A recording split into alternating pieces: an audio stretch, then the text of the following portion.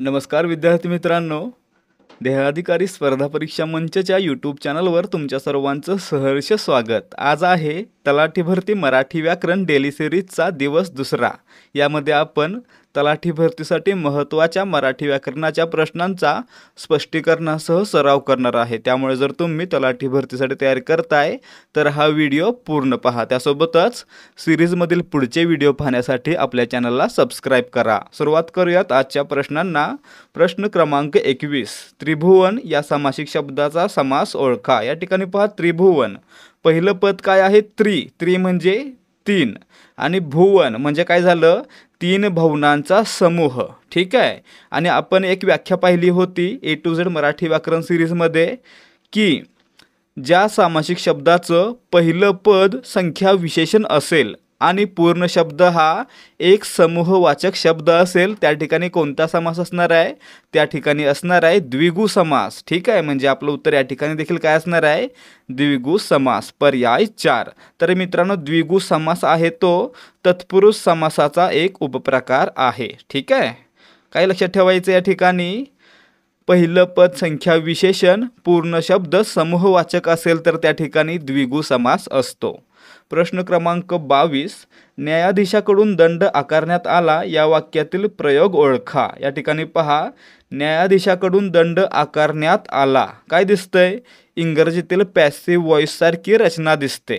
तर मित्रांनो, ज्या ठिकाणी इंग्रजीतील पॅसिव्ह व्हॉइस सारखी रचना असेल म्हणजेच कर्त्याला कडून हा प्रत्यय जोडला असेल, त्या ठिकाणी लक्षात ठेवायचं कर्मकर्तरी प्रयोग असणार आहे। ठीक आहे। म्हणजे आपलं उत्तर या ठिकाणी काय? कर्त्याला कडून हा प्रत्यय लागलेला आहे, म्हणजेच न्यायाधीशाकडून दंड आकारण्यात आला इंग्रजीतील पॅसिव्ह व्हॉइस सारखी रचना आहे। आणि मित्रांनो, म्हणून या ठिकाणी कर्मकर्तरी प्रयोग आहे, म्हणून पर्याय 2 आपलं उत्तर आहे। त्यासोबत जर हा पर्याय नसेल तर काय असेल? तर मित्रांनो, या प्रयोगाचं दुसरं नाव असतं नवीन कर्मणी प्रयोग। ठीक आहे। याचंच नाव आहे नवीन कर्मणी प्रयोग। त्यामुळे दोन्हीपैकी कोणताही एक पर्याय असेल। इंग्रजीतील पॅसिव्ह व्हॉइस सारखी रचना म्हणजेच कर्त्याला कडून हा प्रत्यय, त्या ठिकाणी काय असणार आहे? त्या ठिकाणी असणार कर्मकर्तरी प्रयोग किंवा नवीन कर्मणी प्रयोग। ठीक आहे। प्रश्न क्रमांक 23, खालीलपैकी द्वंद्व समासाचा कोणता प्रकार मराठीत नाही? या ठिकाणी पहा मित्रांनो, शब्द काही लिहायला चुकले असतील तर लक्षात ठेवायचं आहे द्वंद्व समास असतो। ठीक आहे। द्वंद्व समास। आणि या ठिकाणी पहा, द्वंद्व समासाचे प्रकार कोणते? 3 प्रकार आहेत। कोणते कोणते? वैकल्पिक द्वंद्व, इतरेतर द्वंद्व आणि समाहार द्वंद्व। म्हणजे काय? या ठिकाणी आपलं उत्तर काय असणार आहे? पर्याय 4 एकशेष द्वंद्व हा द्वंद्व समासाचा प्रकार नाही। पर्याय 4 आपलं उत्तर आहे। वैकल्पिक द्वंद्व समास कधी असेल? दोन्ही पदे महत्त्वाचे असतील आणि विग्रह होताना मध्ये किंवा अथवा जोडले गेले असतील तर त्या ठिकाणी वैकल्पिक द्वंद्व। आणि जर विग्रह होताना दोन्ही पदे महत्त्वाचे असतील आणि जोडताना ती आणि किंवा वन जोडली गेली असतील तर त्या ठिकाणी इतरेतर द्वंद्व समास असेल। ठीक आहे। आणि समाहार द्वंद्व कधी? जेव्हा एखाद्या शब्दामध्ये इतर सर्व गोष्टींचा समावेश झालेला आहे असं आपल्याला भासेल, त्या ठिकाणी समाहार द्वंद्व समास असणार आहे। प्रश्न क्रमांक 24, जीव टांगणीला लागणे या वाक्यप्रचाराचा अर्थ शोधा। मित्रांनो, जीव टांगणीला लागणे म्हणजेच काय? खूपच काळजी वाटणे, खूपच चिंताग्रस्त होणे। ठीक आहे। म्हणजे पर्याय 1। ठीक आहे। प्रश्न क्रमांक 25, साने गुरुजी अतिशय संवेदनशील होते या वाक्याचे उद्गारार्थी वाक्यात केलेले रूपांतर पुढीलपैकी कोणते असेल? मित्रांनो, उद्गारार्थी वाक्यामध्ये रूपांतर करायचं असेल तर त्या ठिकाणी काय करणार आपण? शेवटी उद्गारवाचक चिन्ह देणार आहे। ठीक आहे। आणि त्यासोबतच काय? तर या वाक्याचं रूपांतर प्रश्नामध्ये करणार आणि शेवटी उद्गारवाचक चिन्ह देणार। ठीक आहे। साने गुरुजी अतिशय संवेदनशील होते, तर काय करणार आपण? किती संवेदनशील होते साने गुरुजी, तुम्हाला माहित आहे का? असं म्हणू शकतो आपण। ठीक आहे। म्हणजे या ठिकाणी काय होणार आहे? पर्याय 4 आपलं उत्तर असणार आहे। ठीक आहे। प्रश्न क्रमांक 26, खालील शब्दाचा विरुद्धार्थी शब्द ओळखा। कडू। मित्रांनो, कडूला विरुद्धार्थी गोड असणार आहे। ठीक आहे। पर्याय 1। प्रश्न क्रमांक 27, खालील शब्दाचा योग्य अर्थ ओळखा। नास्तिक। मित्रांनो, नास्तिक म्हणजे काय? जो देवाला मानत नाही असा। म्हणजे पर्याय 4 देव नाही असे मानणारा. आणि देव मानणारा कोण? आस्तिक. ठीक आहे. प्रश्न क्रमांक 28 खालील शब्दाचा समास ओळखा. नीळकंठ. या ठिकाणी पहा, नीळ म्हणजे निळा, कंठ म्हणजे गळा. ठीक आहे. निळा आणि गळा दोन शब्दांचा बोध होत नाही या ठिकाणी. ठीक आहे. काय होतं? निळकंठ म्हणजे कोण? शंकर. म्हणजे या ठिकाणी काय झालं तर या ठिकाणी दोन्ही पदांचा बोध न होता तिसऱ्या पदाचा बोध झाला. म्हणजे या ठिकाणी आपण काय म्हणू शकतो? ज्या ठिकाणी सामासिक शब्दामध्ये दोन्ही पदांचा बोध न होता तिसऱ्याच पदाचा बोध होतो त्या ठिकाणी बहुव्रीही समास असतो. म्हणजे पर्याय 4 आपलं उत्तर असणार आहे. ठीक आहे. नीळकंठ विग्रह कसा होणार आहे? निळा आहे कंठ ज्याचा असा तो कोण? शंकर किंवा महादेव. ठीक आहे. तत्पुरुष कधी असेल? जेव्हा सामासिक शब्दातील दुसरं पद महत्त्वाचं असेल आणि विग्रह होताना विभक्ती प्रत्यय किंवा शब्दयोगी अव्यय जोडलं जाईल तेव्हा. ठीक आहे. विभक्ती प्रत्यय किंवा कोणतंही अव्यय जोडलं जाईल तेव्हा त्या ठिकाणी तत्पुरुष समास असणार आहे. अव्ययभाव कधी? पहिलं पद महत्त्वाचं असेल, प्रथम पद प्रधान असेल आणि पूर्ण शब्द काय असेल? क्रिया विशेषण असेल तेव्हा अव्ययभाव. आणि द्विगु कधी? आपण पाहिलं, पहिलं पद संख्या विशेषण, पूर्ण शब्द समूहवाचक. ठीक आहे. प्रश्न क्रमांक 29 खालील विधानार्थी वाक्याचे उद्गारार्थी वाक्यात रूपांतर केलेले योग्य विधान ओळखा. वाक्य काय आहे पहा, त्याचे अक्षर अतिशय सुंदर आहे. मित्रांनो या ठिकाणी अक्षर सुंदर आहे. मग या ठिकाणी काय करणार आपण? एक प्रश्नार्थक सर्वनाम टाकायचं आणि शेवटी उद्गारवाचक चिन्ह आणि जर शक्य असेल त्या ठिकाणी तर केवल प्रयोगी अव्यय. मग या ठिकाणी सुंदर आहे म्हणजे काय? प्रशंसा केली जाते. म्हणजे काय टाकू शकतो आपण? वा हे प्रशंसादर्शक केवल प्रयोगी अव्यय टाकू शकतो. वा पुढे काय? काय अक्षर आहे त्याचे. ठीक आहे. म्हणजे या ठिकाणी काय झालं? पर्याय 2 हे त्याचं उत्तर झालं. ठीक आहे. वाक्यामध्ये काय आलं? शेवटी उद्गारवाचक चिन्ह आणि सुरुवातीला केवल प्रयोगी अव्यय. त्यासोबतच एक काय आला तर प्रश्नार्थक सर्वनाम. काय हे प्रश्नार्थक सर्वनाम याच्यामध्ये आलं. प्रश्न क्रमांक 30 खालील शब्दाचा समास ओळखा. कंबरपट्टा. या ठिकाणी पहा मित्रांनो, कंबरपट्टा म्हणजे याचा विग्रह कसा होणार आहे? कंबरेचा पठ्ठा. चाचीचे. काय आहे? चाचीचे विभक्ती प्रत्यय आहेत. आपण काय पाहिलं? जर दुसरं पद महत्त्वाचं असेल आणि विग्रह होताना तो विभक्ती प्रत्यय जोडून किंवा शब्दयोगी अव्यय जोडून होत असेल तर त्या ठिकाणी काय म्हणणार आपण? तत्पुरुष समास म्हणणार. म्हणजे आपलं उत्तर पर्याय 4 कंबरपट्टामध्ये काय झाला? तत्पुरुष समास आला. ठीक आहे. विग्रह काय होतो याचा? कंबरेचा पट्टा किंवा कंबरेसाठी पट्टा. ठीक आहे. चा असेल तर विभक्ती, साठी असेल तर शब्दयोगी अव्यय. प्रश्न क्रमांक 31 ओवाळी ते तुझ भाऊराया या काव्यपंक्तीतील भाऊ या शब्दाचा समानार्थी शब्द ओळखा. मित्रांनो भाऊला समानार्थी बंधू म्हणजे पर्याय 1. ठीक आहे. जनक म्हणजे पिता आणि सूत म्हणजे मुलगा. विद्यार्थी मित्रांनो, हा व्हिडिओ जर तुम्ही पाहताय तर नक्कीच तुम्ही पोलीस भरती, तलाठी भरतीसारख्या परीक्षांसाठी तयारी करताय.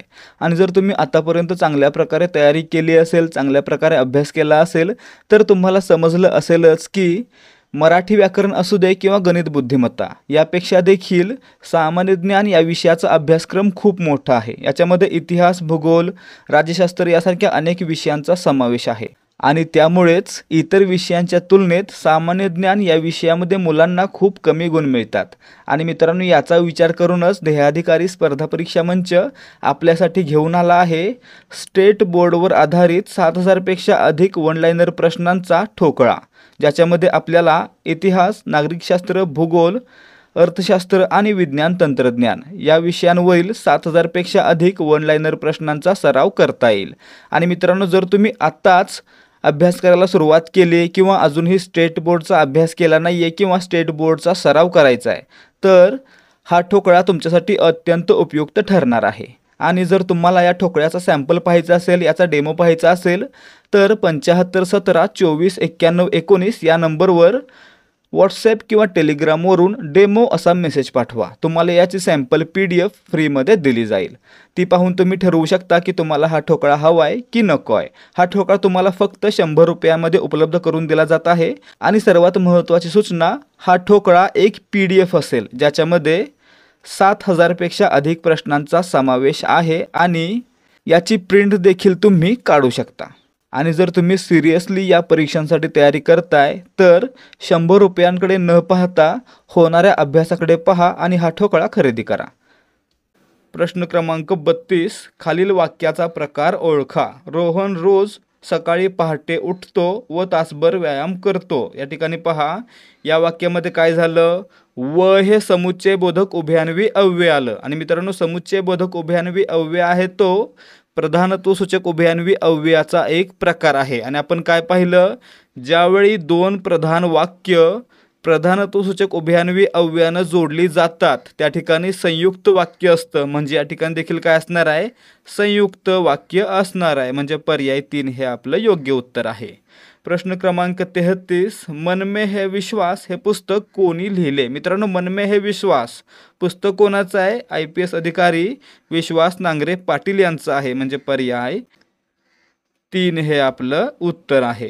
प्रश्न क्रमांक 34, खालील शब्दाचा विरुद्धार्थी शब्द ओळखा. आशा. मित्रांनो, आशाला विरुद्धार्थी निराशा. म्हणजे पर्याय 3. आशाला समानार्थी अपेक्षा, ठीक आहे, किंवा आस. आस लावून बसणे, आशा लावून बसणे किंवा अपेक्षा लावून बसणे. त्याच्या विरुद्धार्थी निराशा.